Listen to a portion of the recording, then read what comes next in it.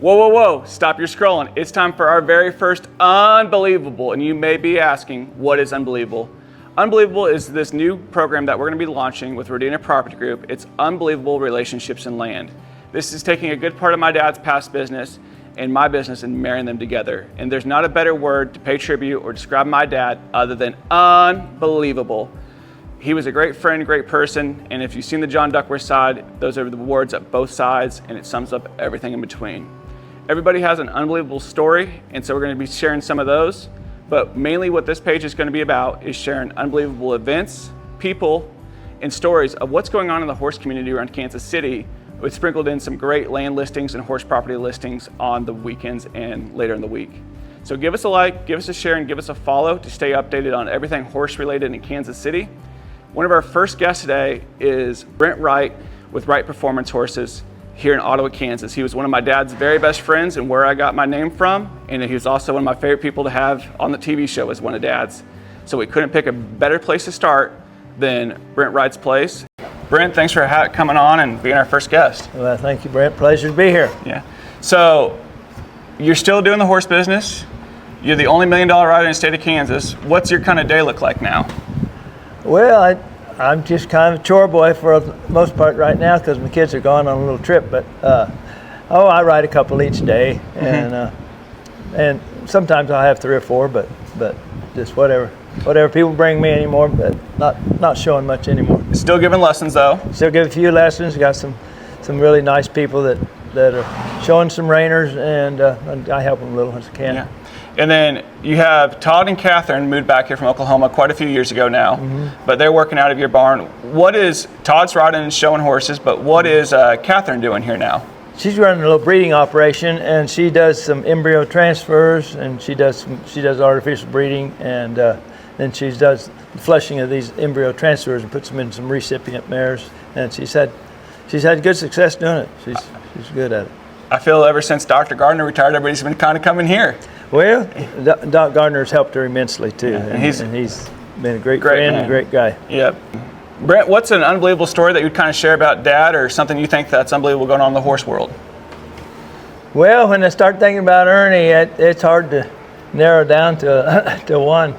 I've known Ernie for close to 50 years. I knew Ernie was one of the best friends I ever had, and we went back a long ways. But we had some funny things happen in the course of our lifetime, and something that kind of sticks in my mind was one day he was over here one morning, and Todd and I were roping and doing something out there, and Ernie brought a horse to ride, and he's up on the west end of the pen here, and he got bucked off. Said he got bucked off. We didn't see it happen. I've seen those.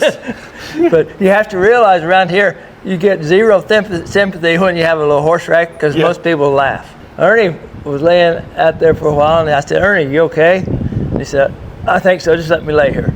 Let me lay here a little bit." And so Jan was in the barn here, and Todd said, "Well, turn out another one. I'm going to rope him before we get to Ernie anyway." Yeah. And so we did. And later on, Ernie said, "I can't believe you guys were so compassionate that you wouldn't even take time out from your roping to check on me." But so Jan says, "You better go see if Ernie might be hurt, and maybe he needs an ambulance." So we go out there. "Ernie, you okay? You need an ambulance?" "Yeah, I think so." And I said, "Well, it's kind of bad for business, to see an ambulance pull in my arena here." And but we called one. I was going to take care of my old buddy. But anyway, the ambulance came out, picked him up, and I rode with him to the ER. And first thing the lady asked at the ER is, "What's your pain level, Mr. Rodina?" And she said, "From 1 to 10, what's your pain level?" And he said, 14. Yeah. But anyway, he hurt his back, and he had a sore back for a little while. But it was just kind of one of those days. Yeah. But one thing I can say about Ernie and I, we traveled a lot of miles together. I never knew anybody that knew as many people as your dad. He remembered their names. He knew their names. He remembered the kids' names. We went all over from Kansas to Texas, and he'd say, "Pull into this place here. It's a pretty good place to eat." He knows where the good food was at. He knew where it was at. Fried chicken and hamburgers. Yeah. And invariably we'd pull in there, "Ernie, how'd you know these people?" "I've been here before." But the one thing in the latter part I'll say about Ernie that I always appreciated about him was he shared his faith with all his friends, and when he got down, when he knew he was sick and wasn't going to be around too much longer, every friend that he met, in that time period, he told them about Jesus. And he said, I want to see you in heaven, and there's only one way to get there, and that's knowing Jesus as your Savior. And he told all his friends that, and I always appreciate him doing that. But he was a great friend, a great guy. So, I mean, that was always his thing. And I remember, if we're going to go back and talk about when that show first started, the radio show, he had a guy come to him and goes, I want to put you on all these stations, but there's two things you got to change. And it was a big jump for him. Yeah, it would have been nationwide. I remember. He goes, you got to get rid of your co-host, and you've got to get that preacher off the radio. And Dad called Steve Stafford and talked to him and goes, Dad, he goes, Ernie, I understand. And then Dad called him back the next day and he goes, how's it going? And Steve asked him, he goes, well, we got to record on Monday, so I hope you're ready. And next thing he goes, well, what do you do? And he goes, I couldn't get rid of Don, and I definitely couldn't get rid of God, because without God, nothing really means. And Dad was really passionate about sharing his testimony at the end. And He was. that's the most unbelievable gift you can give anybody is That's right. Jesus. And you converted Dad from Catholic to Christian, and he was very, very passionate about his faith, and we're going to be passionate about that other faith here too. He was. He's talking about Ernie taking a nap out in that field, out in your outdoor arena. The last time Dad ever rode a horse was here, probably about 2 months before he passed. It was. And I heard they caught you guys in there cuddling on the floor.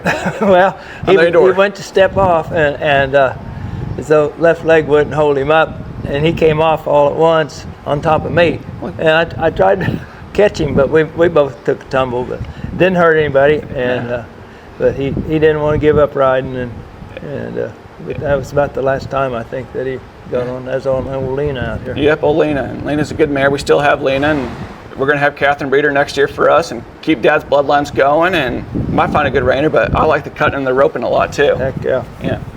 Hey, we appreciate you joining. If you think you have somebody that needs to share their story about what's unbelievable going on in the horse world, if they got a great horse or a great event or a great rodeo season going on, give us a call. We'd love to feature them. And this episode was brought to you by Brummel Farm Supply out of Garnett, Kansas.